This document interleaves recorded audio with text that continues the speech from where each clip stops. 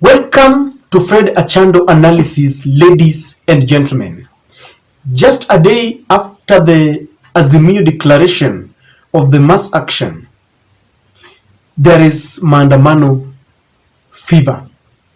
Raila decided that he would start from his home turf, the Nyanza counties.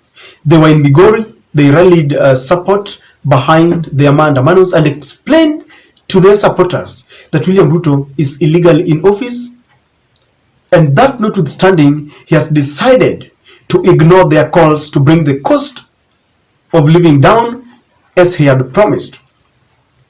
In Kisumu, residents decided to heed to Raila calls and they took to the street. They wanted to head straight to the offices of the county commissioner to petition their grievances. And they met the police. The police stood their ground and they said that there was a roadblock that the residents could not pass. So there was a little confrontation, even though the police had indicated that they were not willing to use tear gas or bullets to disperse the wananchi. So they were a bit tolerant. The residents kept on saying hatutaki Ruto, hatutaki Ruto. So after a little bit of confrontation, they decided to take away the barrier and escape with it.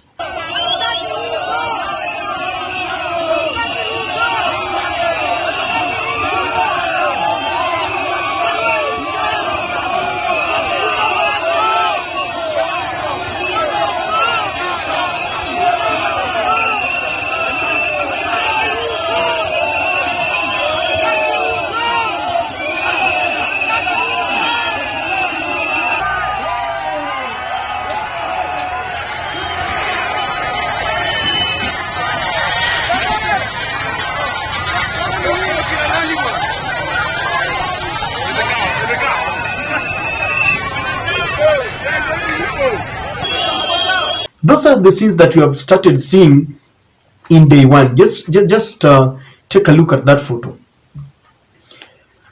When you look at that photo, those are masses which have not been transported by any school bus. The are people who just woke in the house, woke up and decided that they are going to petition their grievances. Those are people who are suffering. Today, you will agree with me that Kenyans are grappling with very many challenges. There are parents who don't have food in the house, and it is very painful when you see your children going hungry and there's nothing you can do. So they decide that I either face this humiliation and the pain of watching my children crying because they want food, yet I cannot provide it, or I go to the streets demonstrating so that if I die, I die there. When you go to our hospitals, our medical facilities, there is no medicine. The doctors are disillusioned because some of them have not been paid. There is no proper medical cover.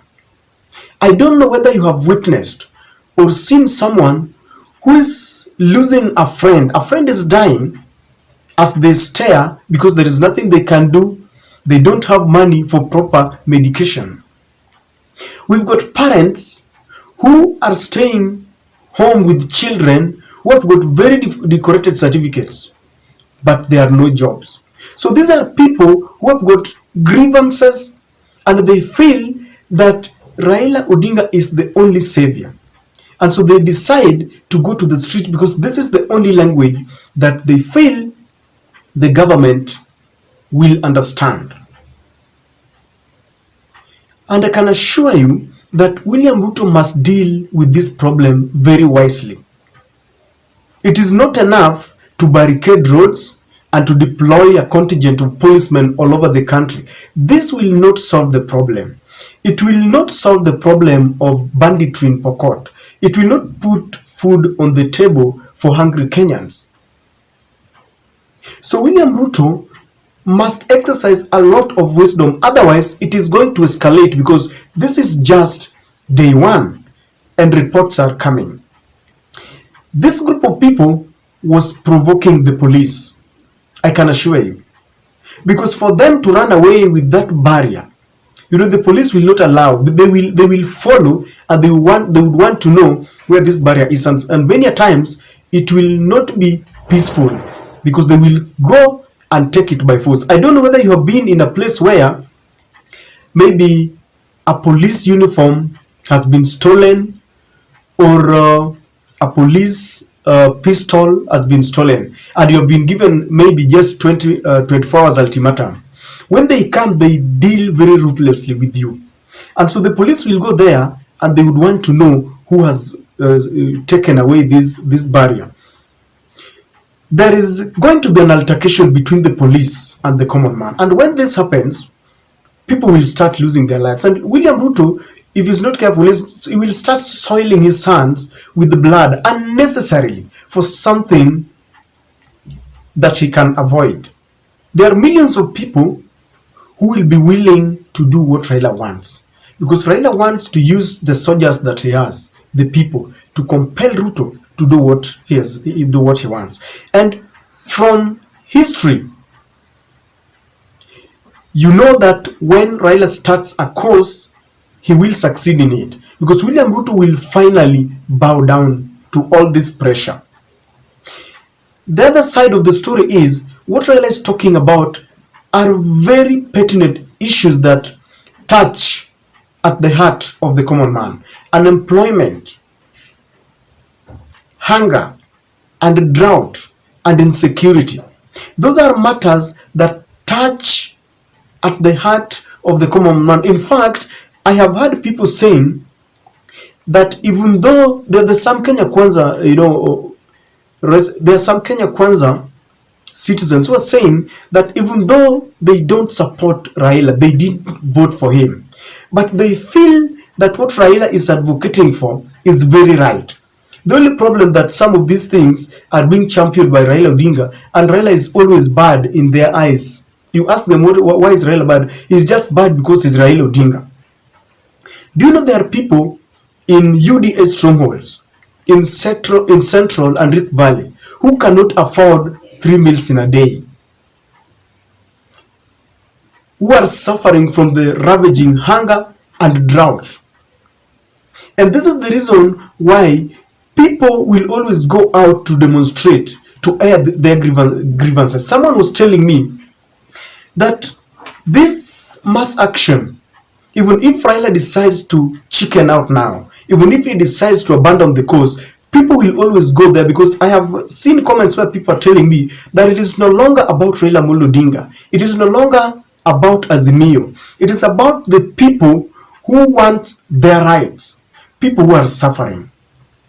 And that is why I'm saying that it takes a lot of wisdom to deal with this. Now, the other thing is that very many youths are idle. They are idle. They don't know what to do. And therefore, when you call for these mandamanos or mass action, they will always be there. If William Ruto was a wise man, the moment he took power with whichever means he found himself in statehouse, he should have stopped chest thumping. He should have sat down to see what he can do, because I can assure you, people had started moving on. If I were Ruto, I would have just decided to copy paste the manifesto of Raila Amolo Odinga. If Raila said that there would be free education, I would provide that free education. If Raila Odinga said that he was going to give jobless families 6,000 Kenya shillings per month, I would give 7,000. If Raila had promised that there would be affordable medication, I would go that direction. Let me tell you something. If you do that, there are people who will start questioning Raila, because when people have money in their pockets, when you start increasing employment rate and people are getting jobs, when you reduce the cost of education and the school fees is affordable, if Raila calls mandamandos, people will start asking what he's up to. Because the main reason why people are going to the street is because they have a cause. They are suffering. Mutahi Ngunyi told William Ruto that this is no time for politics. This is time to show leadership. I have mentioned on this channel that Mwai Kibaki and Uhuru Kenyatta knew very well that there comes a time when chest thumping does not work. You sit down as gentlemen in a table of negotiation and you hear what one wants to say. Because with the 8 million who follow Raila Odinga, who swear to his political ideologies, you can never wish away Raila Odinga, because they are asking him, we voted for you. Are we now going to stay like orphans, yet you're still alive? And these are the grievances that Raila Odinga wants William Ruto to address. Let me tell you this, and I know some of the Azimio supporters may not agree with me. If William Ruto sits down with Raila Odinga and agrees that, number one, I will do the following: I will reduce the cost of living, I will ensure that I reduce school fees, I will ensure that I reinstate the subsidies on UNGA, subsidy on fuel, subsidy on electricity, and I will stop the unilateral appointments of the panel that will be interviewing the IEBC commissioners. You see, all those demands, if William Ruto will agree to them, I can assure you that we'll begin having a working relationship. The only thing that I know might be very difficult for William Ruto, and I know he cannot do it, is opening of the server. Because if this is done, it is like opening a Pandora's box. And people, I can assure you that if that server is opened today, Kenya will burn, because the truth will be known. So what happened in Kisumu today is a tip of an iceberg.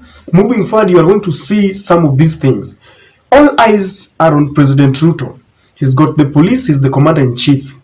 Raila Odinga has got the masses.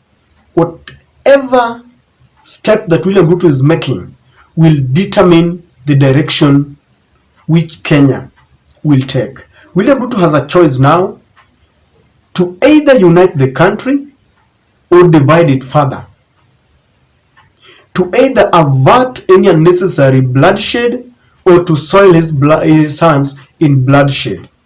The more he delays, the piling, and it is not going very easy for him. Things are getting thicker, ladies and gentlemen, and that is my take.